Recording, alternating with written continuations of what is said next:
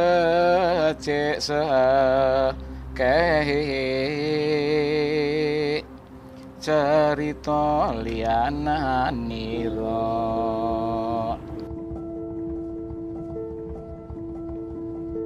Lontar Yusuf is a narrative poem about the life of one of Islam's most popular prophets, Prophet Yusuf.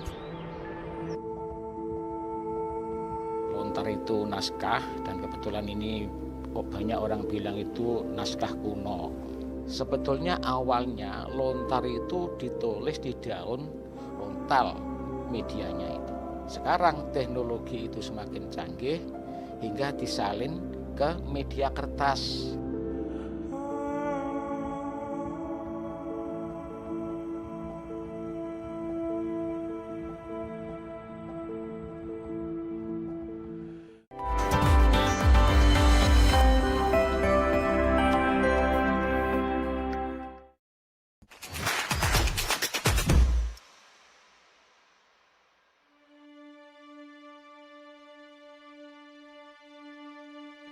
There will be many exciting experiences in this journey. The further we sail through the river, the more we can see beautiful sceneries of the nature.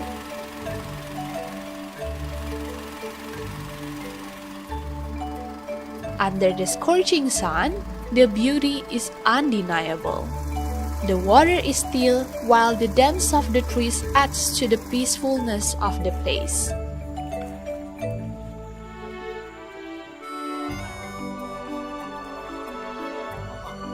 After some time, we have arrived at the location. The water taro roots growing among the trees made it so easy to spot.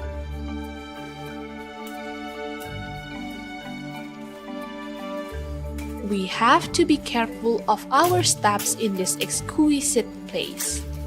Walking for just a bit would let us find the water taro roots as the material to do handcrafting. Mrs. Intan will usually look around before choosing the water taro roots to take. It requires some experiences to find the ones hanging on the tree. We can also see the mangrove field across the riverbank. After going around the forest, we will be able to find the water taro roots surrounding the trees.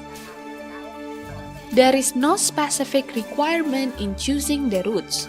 As long as the material is available, we would be able to use it later.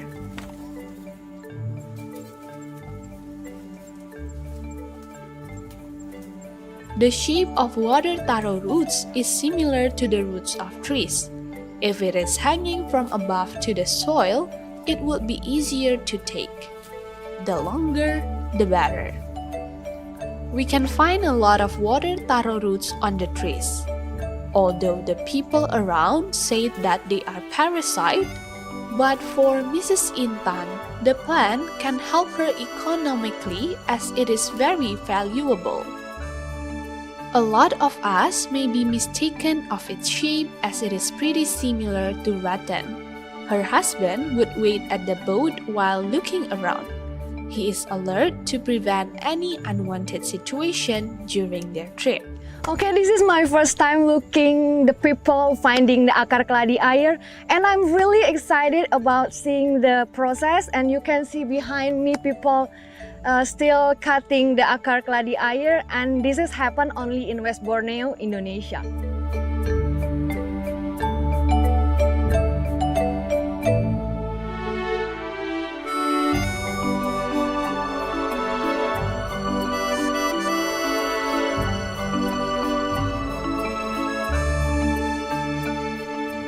Ibu, jadi ini tadi hasilnya yang didapat di sana ya Bu ya, ini akar keladi airnya ya Bu ya. Ini segini, ini berapa pohon ya Bu? Oh, tadi itu sih enggak sampai satu pohon. Oh, nggak sampai satu pohon.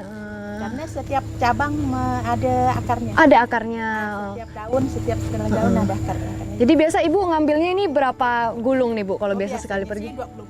Oh, 20 gulung ya. Kalau satu ini biasa jadi kerajinan jadi berapa? Yang sering pinang tuh dapat 3. Oh, dapat 3 ya? Oh, segini dapat 3. Oh, oke.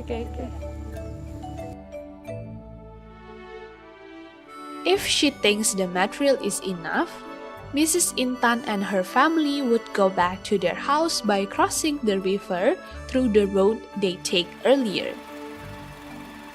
Mrs. Intan and her colleague feel their harvest is good enough, so we decided to go back to the villages we went through. We will go through the wooden bridges which is common here to connect one village to another. After they arrive on the land, they don't go home directly. They waited some time to enjoy coconut water together. Any fatigue is paid off by the refreshing coconut water picked directly from the tree. The amount of coconut trees growing here made it easy for people to quench their thirst. Other than its water, coconut meat can also be eaten.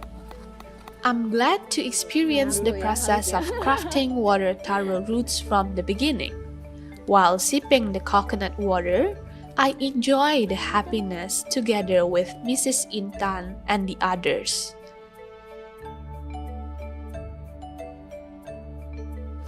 Pontianak is the one of city where the Kapuas River flow. It is the longest river in Indonesia. We can usually find the unique plant that only can grow in the river bank, which is water tuber roots or akar keladi air in local language. The plant often used by the residents surrounding the river bank who has expertise in weaving the handicraft. What does the plant look like? Please come and join me with Mrs. Intan to grab some. After drinking coconut water, they come back to their house to prepare the roots to be turned into various crafts. I also learned how to utilize the highest potential provided by the nature without damaging it. Taking advantage of the nature and supporting the ecosystem can be done simultaneously.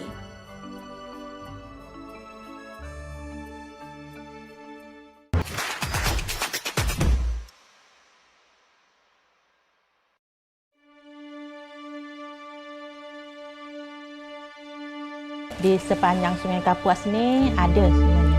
Akar keladi air tu sepanjang Sungai Kapuas ada kok untuk bahan bakunya pengambilan. Almarhum bapak itu suka buat bubu. Jadi dia untuk mengikat bubu ni pakai ini. Terbentaslah pikiran ke mama, oh ini kayaknya bisa bikin bakul. Kalau zaman dulu itu kan susah mau beli barang-barang tu, memang jadi bakul, dibuat bakul. Lama-lama ada permintaan ya untuk tempat bawang dari itu. Karena katanya sih keladi air ini tidak ada tempat lain kecuali kita di Kalimantan Barat.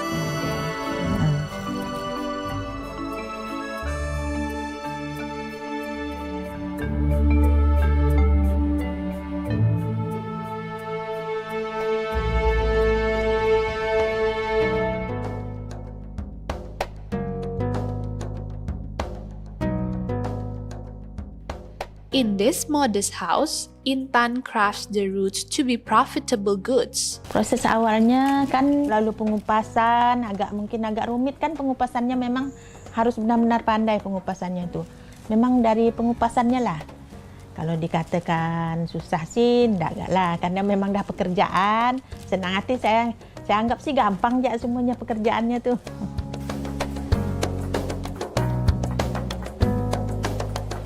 Dari mulai saya dibina dari Desperindak Kota 2010 itu udah mulai saya dibina, dikasih pelatihan bagaimana cara pemasarannya, cara menjualnya bagaimana. Dari ke tahun itu makin banyak peminatnya karena dari sosial media, pengajian. Kok sekarang ini kan udah dari WA ada, Facebook ada.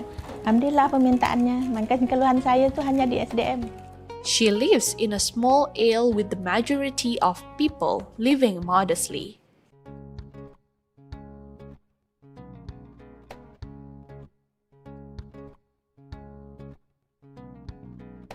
Intan Liana is one of the local who is pursuing the craft. For her, the skill is inherited for generations from her parents. In Pontianak, only few know how to use the plant as it's considered as invasive plant. But for Intan Liana, it can produce something with an economic value. Kenapa SDM jadi masalah? Banyak karena kita sebelum COVID itu kita sering ngadakan inilah sudah kerjasama dari dinas-dinas terkait tuh ngadakan pelatihan sering. Cuman saya tidak dapat pengrajin. Dapat hanya bisa, kadang mereka tuh hanya bisa tapi hasilnya tidak maksimal. Itu belum saya katakan pengrajin bang. Kalau hasilnya belum yang seperti yang saya inginkan, susah nyarinya. Jadi ini gini ya Bu ya? Iya gitu. Ya. Nah, Wah, udah. Sama-sama. Oke. Ini memang tidak bisa. Oh, yang tidak bisa?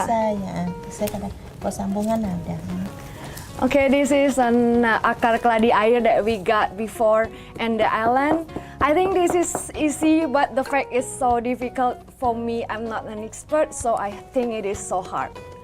Ini susah ya Bu, berarti kalau udah patah nggak bisa lagi ya Bu ya?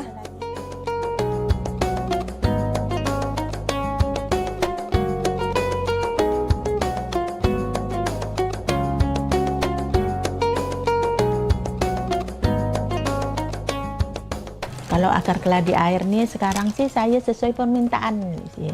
Bisa tak Bu kayak bikin keranjang tempat sampah, bisa. Bu kalau goodie bag ini untuk souvenir ukuran gini-gini bisa tak? Alhamdulillah kita coba bisa. Kebanyakan kalau di sini kan kemarin ya antaran, untuk antaran yang kebanyakan tuh Bang. Pokok telur sama tempat sirih pinang. Tempat permen untuk lebaran itu pas bunga. Kalau kita tuh mulai termurah itu tempat untuk gunting rambut tuh, tempat telur keranjang telur itu 5.000 masih. Tapi yang mahal kemarin saya jual pas bunga tinggi itu tuh yang kayak Gucci tuh 500.000. Itu pernah dipesan. Satu hari kita kalau dikuatkan bisa 7 atau 5 kalau goodie bag.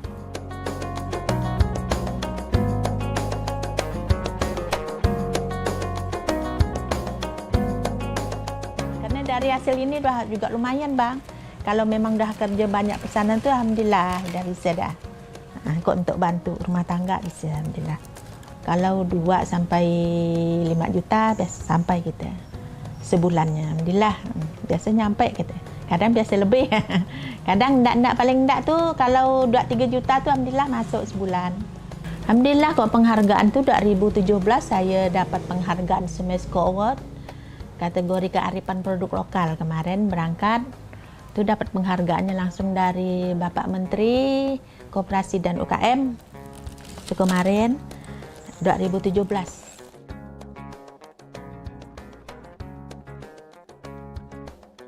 Banyak sih sekarang kita kan udah kerjasama di Dekranasda. Kalau saya diajak pameran keluar, bisa ke Jakarta, ke Bandung, kemana, pasti saya bawa bahan bakunya. Malah respon orang-orang itu kayaknya oh kayak rotan, kan memang keladi air ini tidak ada di lain. Jadi kok malah respon mereka itu kalau kita tidak bawa ini rotan ya bukan, ini akar keladi air nih seperti ini. Makanya kita setiap berangkat pasti kita bawa ini bahannya biar mereka tahu dia ini kan mirip rotan Bang. Cuman bedanya rotan itu kan diserut lagi, kok ini kan memang udah jadi. Harapan saya ke depan ini nih, kalau untuk pasaran sih alhamdulillah pula. Harapan saya punya pengrajin lah, itu cita-cita harapan saya. Bisa punya pengrajin paling enggak 10 yang aktif. Karena saya gini Bang, pernah Bang 2017 itu daftar di belanja.com. Ternyata saya enggak sanggup. Karena permintaan banyak, saya barang yang enggak ready. Jadi udah saya berhenti. Makanya saya tidak berani dijual di online Bang. Memang kita tidak stok, tidak siap. Selama ini yang kita kerjakan ini kan pesanan Bang. Selesai ada yang punya, selesai ada yang punya. Jadi harapan saya punya pengrajin lah, yang benar-benar punya pengrajin. Iya.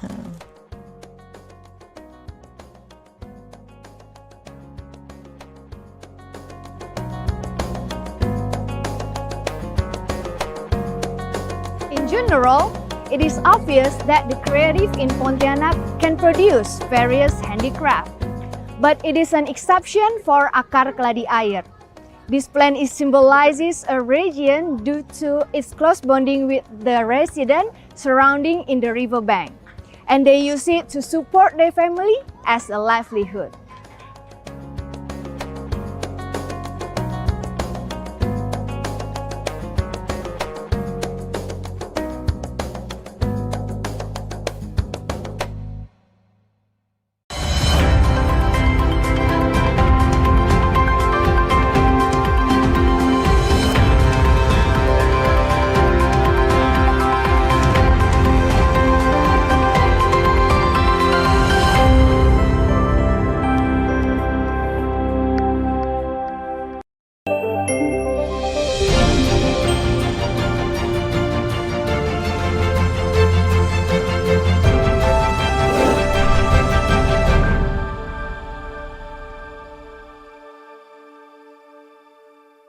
Hello and welcome to a special dialogue on TVRI World with me, Audrey Otoyo. Today we are extremely glad and honored to be joined with Mr. Rachmat Kaimuddin, who is the Coordinating Deputy Minister for Infrastructure and Transportation at the Coordinating Ministry for Maritime Affairs and Investments and one of the Indonesian top delegates at COP28.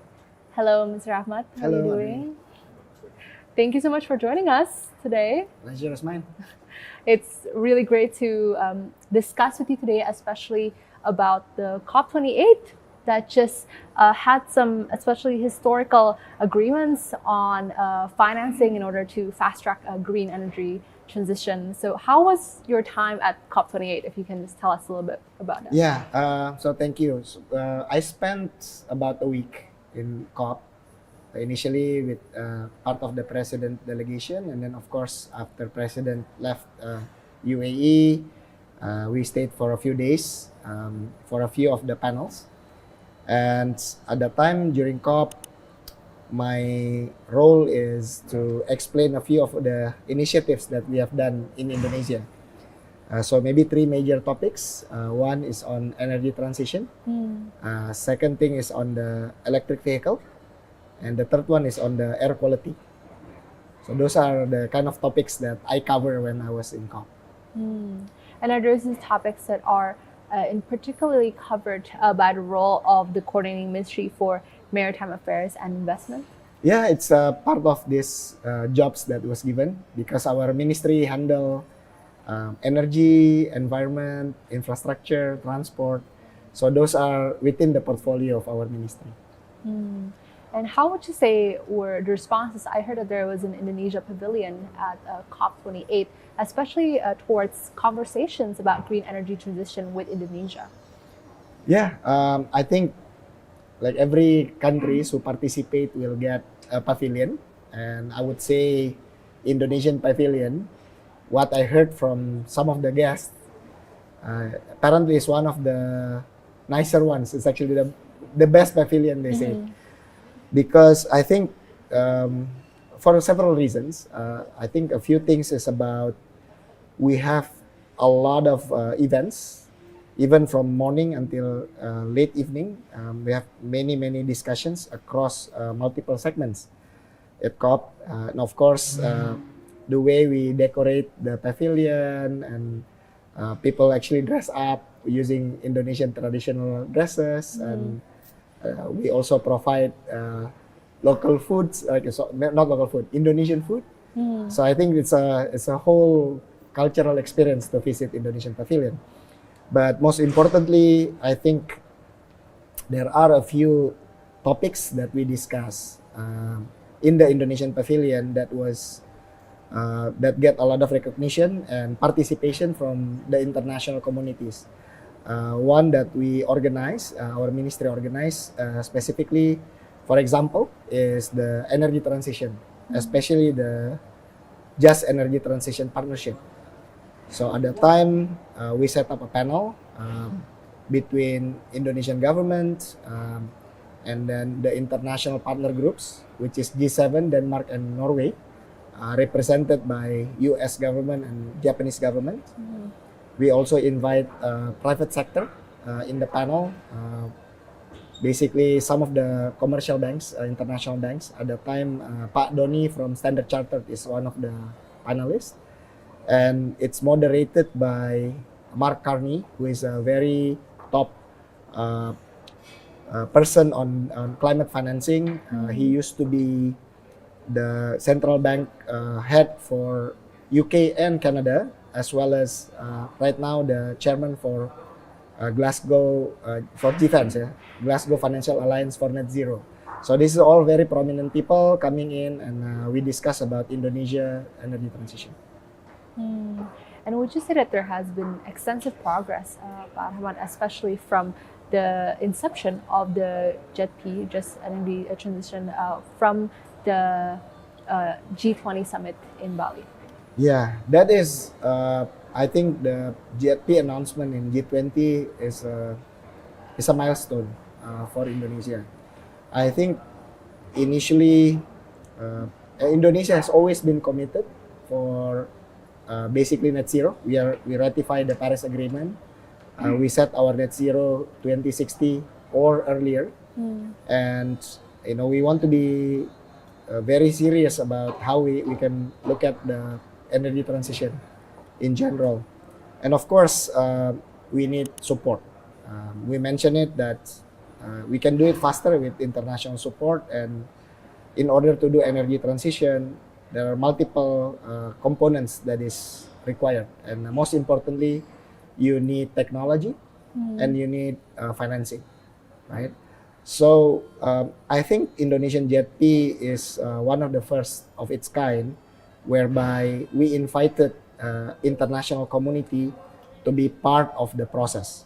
So what we do is, when we set up the working groups, we invited international organizations like World Bank, International Energy Agency, UNDP, and Asian Development Bank to lead some of these working groups. Then we invite the country partners and NGOs to be part of that as well. And as a result, I think we come up with clearer plans on how we can do energy transition, and also identify what are the requirements, the kind of the technology, the policy, as well as the financing. And how would you say, I heard that there are several types of financing, especially from JETP. Does it come, for example, in a form of grants, or what other types of form does it come in? Yeah, I think JETP commitment is basically, right now, maybe you can divide it into three components. One, grants. Second thing is concessional financing, which is basically lower than market, and of course commercial financing, which is typical market market rate financing. When we look at energy transition, like maybe in the Indonesian case, we try to explain that in order for us to do energy transition, there are several things that we need to do. For example, we need to build transmission. So that is very fundamental for energy transition, because unlike building fossil power plants, if you build fossil power plants, you can build it closer to the demand, right? You bring the energy, the fuel nearer, and then you don't need that much transmission, less transmission needed. But the moment you build renewables, then the power source, the energy source has to be in that place, right? Let's say the hydro is where the water is, and let's say the geothermal must be where the resource is, and you need to bring the power from the source to where the demand is. So you need different type of infrastructure or transmission, and this is a long-term project. And building transmission doesn't generate economic benefits on its own, right? So they need financing that is more concessional. The other thing that we need to build is also a lot more renewables, right? And the solar, the wind, hydro, geothermal, what have you. This one is more, it's an value creating, economic activity is created if you build those power plants, because you create electrons that people want. That one is probably okay to use more like market rate, right? But in Indonesia, what is probably quite specific for developing country, Indonesia have young coal fleet, right? Basically we just built our power plant maybe 20 years ago, 15 years ago, 18 years ago. Some of them are still, quite a lot of them are still in useful economic life. So if you want to fully transition, for example, we need to turn them off and or do early retirement, if you will. And if you do early retirement, we need to find financing to offset the costs. Yes. And that will require very deeply concessional and or grant financing. And today, I think after the JETP plan was created, we roughly know how much is required for Indonesia, maybe close to 100 billion. And basically on the current commitment, we know that we need more. We need more commitment. We need more funding. We need more capital, and more importantly, we also need more grants and concessional financing. This is something that we kind of acknowledge once we finish the plan. And how long do you think, Pak Rachmat, that there will be full implementation of this JETP program, especially in Indonesia? Yeah, I think the JETP program itself is part of the total big picture of Indonesian energy transition, of course, because it's a partnership with G7 and Denmark and Norway, right? And of course, Indonesia will need to create more partnership like this to gain all the full international support. But the next step after the JETP plan is that we will need to update our long-term electricity generation plan, or RUPTL we call it in Indonesia. And once it's done, I think then it become regular business process of Indonesian PLN, for example. They will issue tender, and then people can apply for the tender, and people can look for financing from the partners that has committed to help Indonesian energy transition. The people from the IPG countries as well as from the G7 members.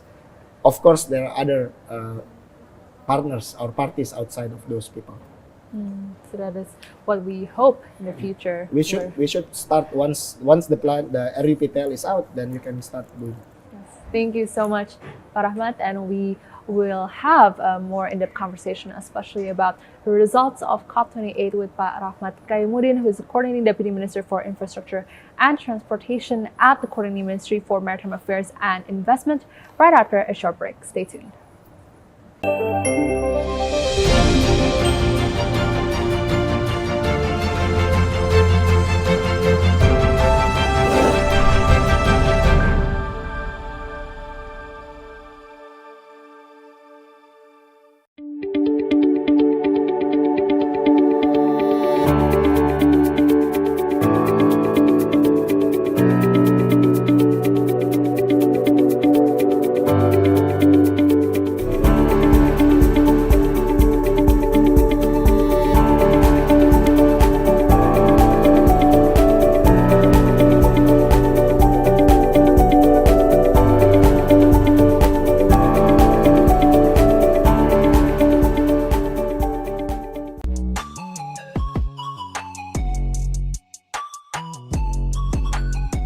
Utilizing waste to process something useful and has a selling point is extraordinary. Just look at Mr. Komeng, who uses waste products for tools and materials for making sandals.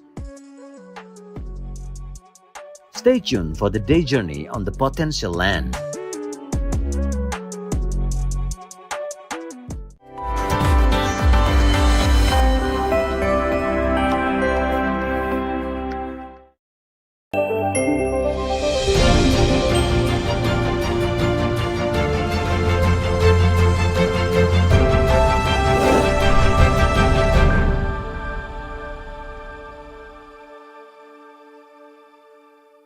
Hello and welcome back to Special Dialogue on TVRIWorld with me, Audrey Toyo, still in conversation with Mr. Rachmat Kaimuddin, who is the Coordinating Deputy Minister for Infrastructure and Transportation at the Coordinating Ministry for Maritime Affairs and Investment, still talking about the COP28.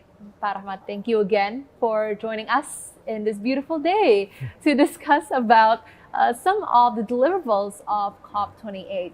So I would really love to touch upon a topic that I believe have been at the forefront of a lot of governments' agendas, especially in Indonesia, which is the EV or electric vehicle ecosystem.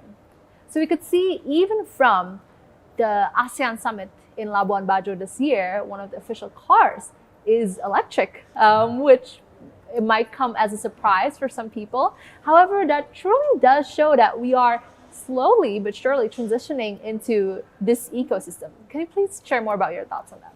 Yeah, of course, when we want to do energy transition, we have to do many things. I think there's a lot of work to be done and discussed about power generation. right?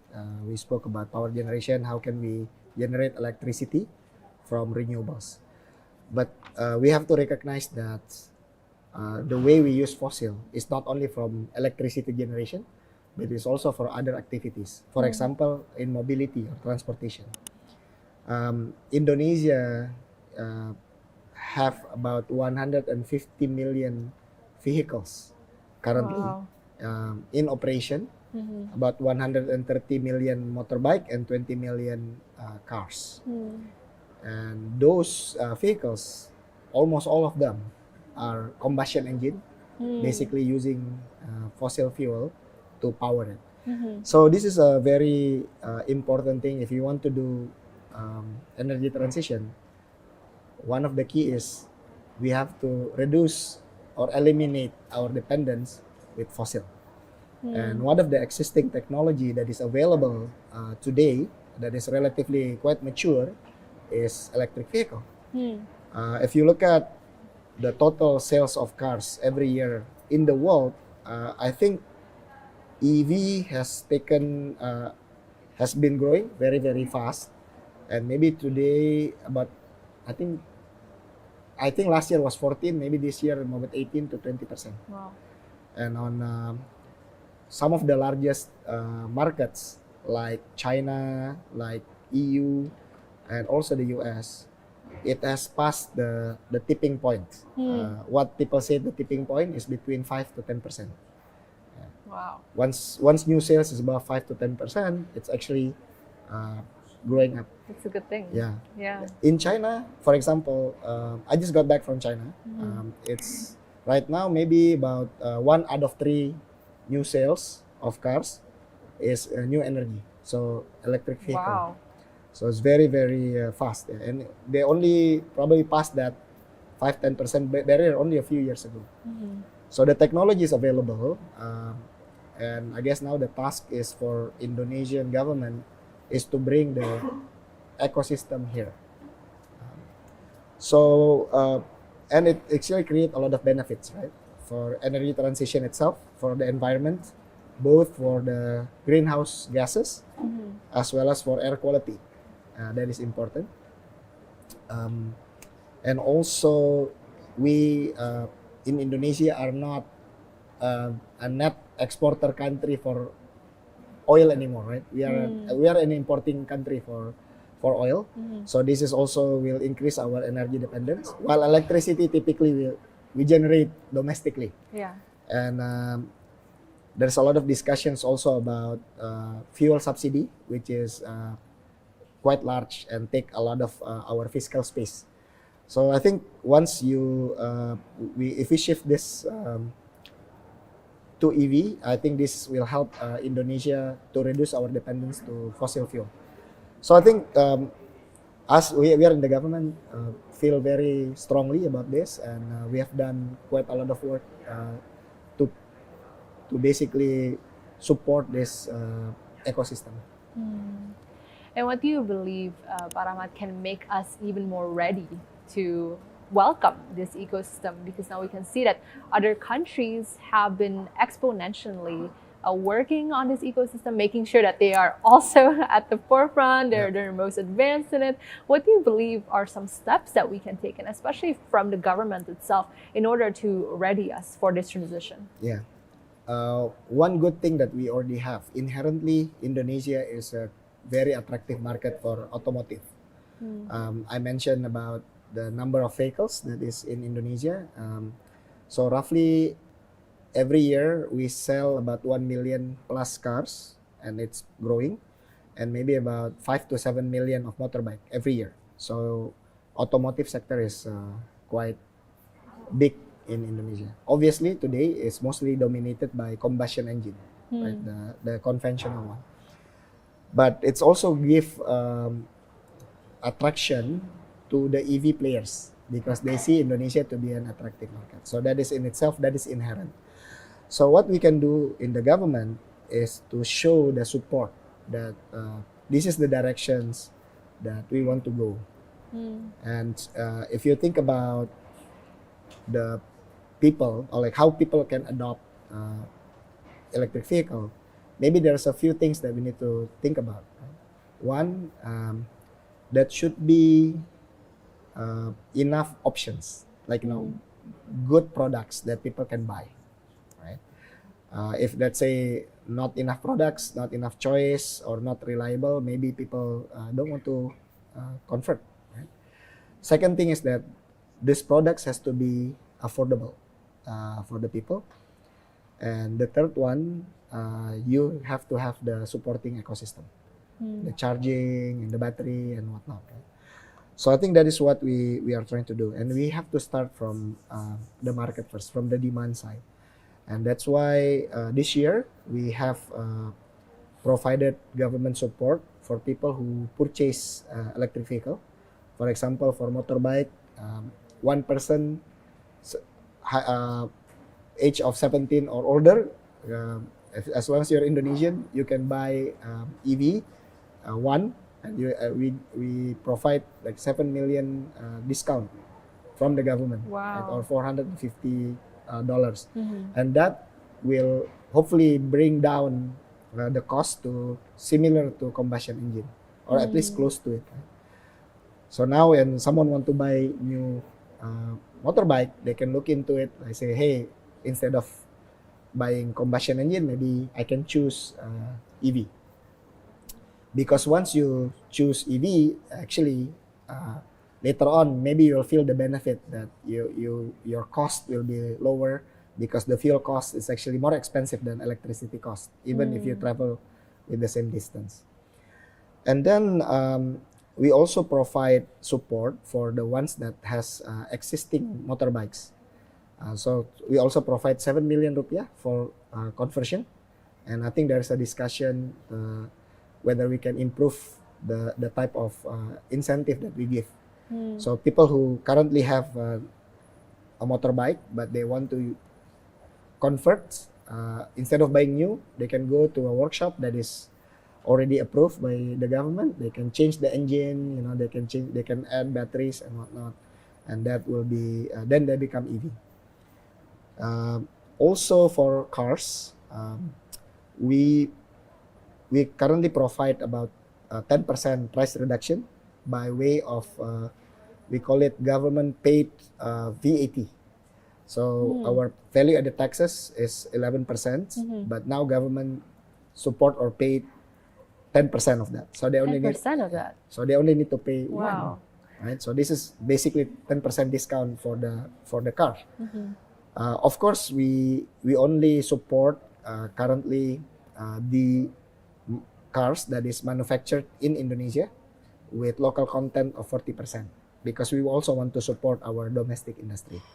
And only this month, we also have created a new regulation, Presidential Decree number 79/2023, which allow manufacturers who commit to build factories or build manufacturing capacity in Indonesia to import cars first while they are building their factories or capacity.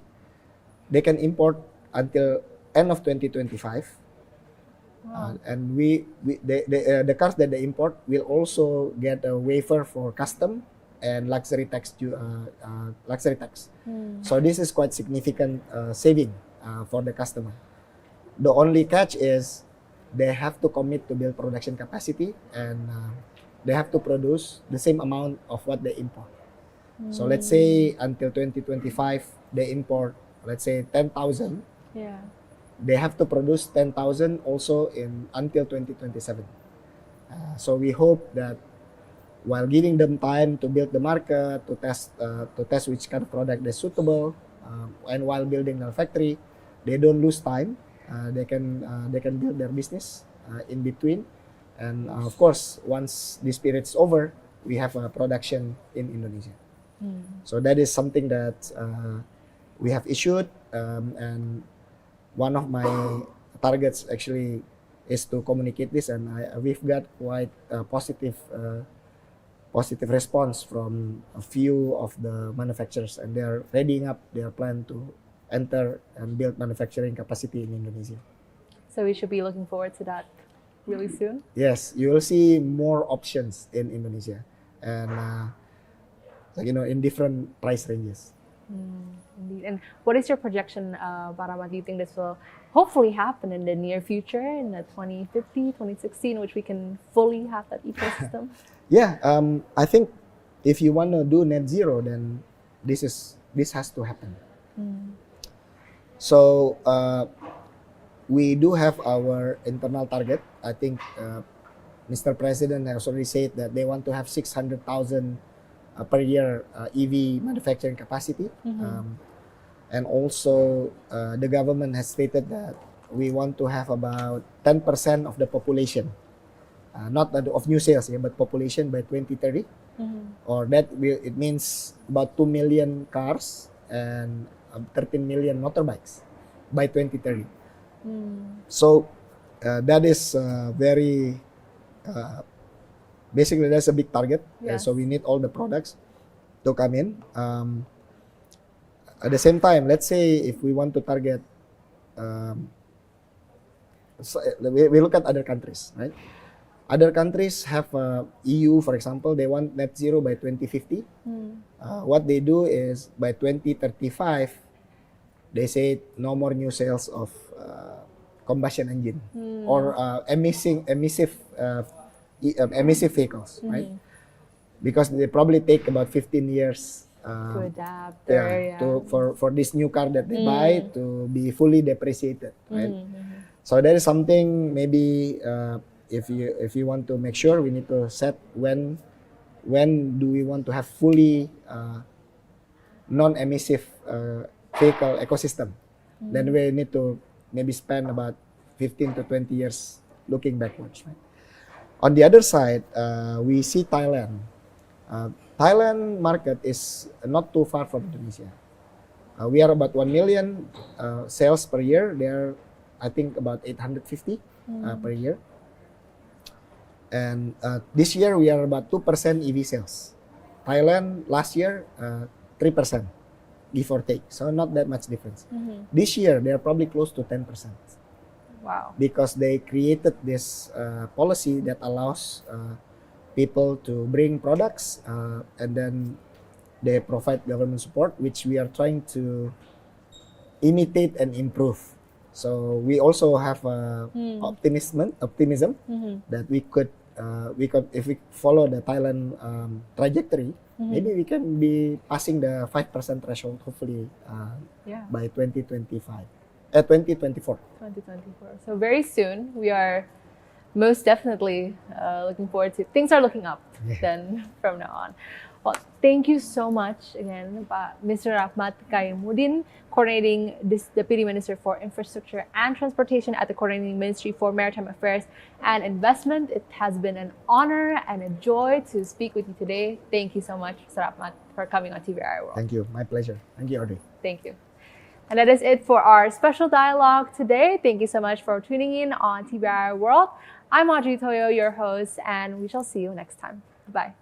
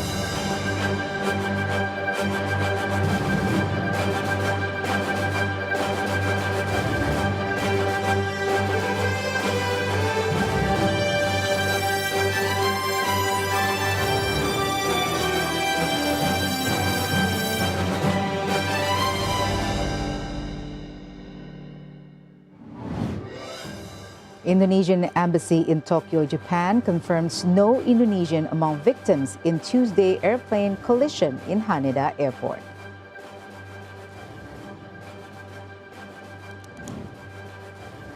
KPU announced the third debate session featuring 3 presidential candidates will be held at Istora Senayan Central, Jakarta on Sunday, January 7th.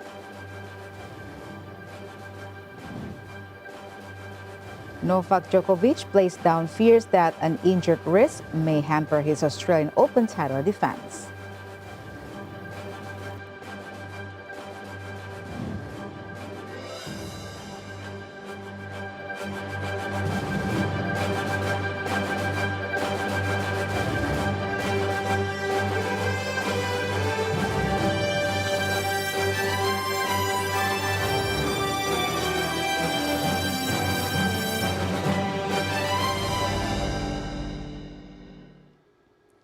Hello, I'm Valerina Daniel, and you're watching Focus today on TVRI World live from Indonesia. Let's begin with our first report.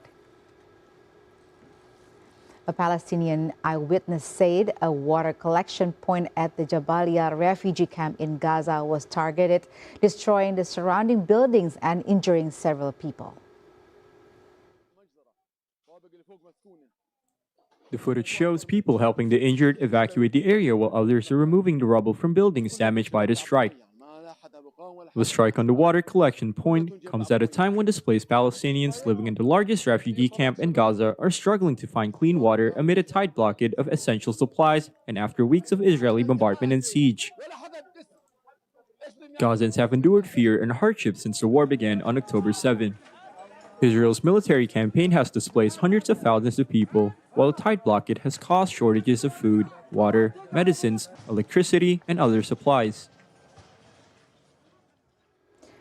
Gemma Connell, an official with the UN humanitarian agency OCHA, said 5 people, including a newborn baby, were killed in an airstrike on a Gaza hospital. Here at Al Amal Hospital, it's a Palestinian Red Crescent Society facility clearly marked with the Red Crescent emblem on the roof, and just 2 hours ago you can see behind me and all around me this area was hit. 5 people were killed here, including a 5-day-old child. No child in the world should be killed, let alone one sheltering under the emblem of a humanitarian organization. This war has to end. You can see just behind me the diapers. This was a space where babies were living. This is a space where children were living. You can see on the floor the blood. The world should be absolutely horrified. The world should be absolutely outraged. A child was killed here today. 4 more people were killed here today in a space that should be safe. But there is no safe space in Gaza, and the world should be ashamed. Rescue workers and civilians searched through rubble for survivors and bodies following an Israeli strike on Maghazi refugee camp in central Gaza. Simultaneously, plumes of smoke rose above the southern city of Khan Yunis in Gaza, as seen from nearby Rafah following Israeli strikes. Israeli forces kept up their assault on the Gaza Strip and told civilians to leave a refugee camp in the north of the Palestinian enclave after the war reached into Lebanon with the killing in Beirut of the Hamas deputy leader. Israel says it tries to avoid harm to civilians, but the total recorded Palestinian death toll had reached 22,313 by Wednesday, with 128 of them in the past 24 hours, the Gaza Health Ministry said.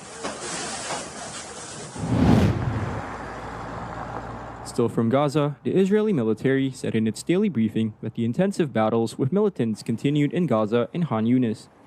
It has said previously it is trying to flush out Hamas leaders in the area. Since then, Israeli bombardments have laid waste to much of the enclave. Its 2.3 million residents are engulfed in a humanitarian disaster in which thousands have been left destitute, crammed into shrinking areas in the hope they are safe, and threatened by famine due to a lack of food supplies. And the Israeli military said the intensive battles with militants were continuing in the southern city of Khan Yunis. It has said previously it is trying to flush out Hamas leaders in the area. Residents and Palestinian media said Israeli forces bombed al-Nusayrat refugee camp in the northern part of the Hamas-ruled enclave overnight and into Wednesday. Jordanians protested after a drone strike killed Hamas deputy leader Saleh al-Aruri in Lebanon's capital, Beirut. In the Muslim Brotherhood's Islamic Action Front Party headquarters, people held an honorary funeral for Aruri. Aruri, who lived in Beirut, was the first senior Hamas political leader to be assassinated since Israel began its offensive against the militant group in response to its deadly rampage into Israeli towns on October 7th. Tuesday's strike, which has neither been admitted or denied by Israel, had the southern Beirut suburb of Dahiyeh, the first strike to hit the Lebanese capital following almost 3 months of near-daily fire between the Israeli military and Hezbollah that has been confined to the border region. Members of the UN Security Council called on Yemen's Houthis to halt their attacks on shipping in the Red Sea and Gulf of Aden, saying they threaten regional stability, global freedom of navigation, and food supplies. Addressing the Council's first meeting of 2024, members also demanded that the Houthis release Galaxy Leader, a Japanese-operated cargo ship linked to an Israeli company, and its crews, which the group seized on November 19. The United States believe the situation has reached an inflection point, said Chris Lu, a U.S. representative to the United Nations. During the Council's meeting just over 2 weeks ago, many delegations expressed a view that the Council has a responsibility to help ensure that the free flow of lawful transit through the Red Sea continues unimpeded. Today, in light of both the broad support for Council action and continued Houthi attacks, the United States believes that we are at an inflection point. These attacks pose grave implications for maritime security, international shipping, and commerce, and they undermine the fragile humanitarian situation in Yemen, damaging the ability of the international community to deliver assistance to more than 21 million people in need. It is vital that the Council speak, and speak now, on the need to uphold international law as well as navigational rights and freedoms. Must not overlook the root of the problem. Yemen's Iran-backed Houthis said they had targeted a container ship bound for Israel, a day after the U.S. Central Command, CENTCOM, said the militant group had fired 2 anti-ship ballistic missiles into the southern Red Sea. The international community must impose a solution to Israel-Hamas conflict as the warring side is liable to come to terms, EU Foreign Policy Chief Joseph Borrell said. Borrell also expressed concern over the possibility of an escalation of the conflict following the killing in Beirut of the Hamas deputy leader